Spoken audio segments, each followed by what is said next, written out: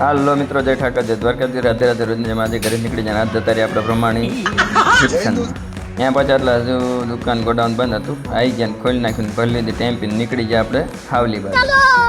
આ તો હરખમાં વહેલો ઉઠ્યો હતો, કારણ કે 50-55 કિલોમીટર જવાનું હતું. એટલે કાંઈ રોડ લઈ લીધો આપણે પાલેજવાળો. પાલેજથી ડાયરેક્ટ ફાટક ક્રોસ કરીને સીધો સારસાવાળો રોડ પકડ્યો, એટલે સીધો જાય આપણે હાવલી.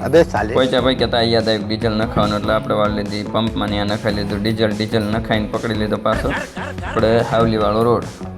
10:30 થયા હતા. 10.5 કિલોમીટર જેવું રહ્યું હતું હાવલી. એટલે આપણે ગામારી મૂકી હાવલી માટે. એટલે વચ્ચે મહીસાગર નદી આવતી એટલે પહોંચી જાય આપણે નદી કરી નાખી આપણે ક્રોસ કરીને સીધા પહોંચી જાય આપણે હાવલી જઈને કરી નાખી ટેમ્પી ખાલી કરીને 11 વાગ્યા હતા આપણે વળી ગયા હતા પાછા નડિયાદ બાજુ.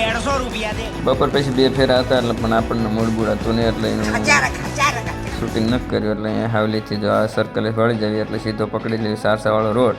ત્યાંથી સીધા આપણે આવતા રહીએ આપણે ભાલેજ પાછા. ભાલેજથી વળી ગયા આપણે સીધા નડિયાદ. મળીએ કાલ જઈ ઠાક.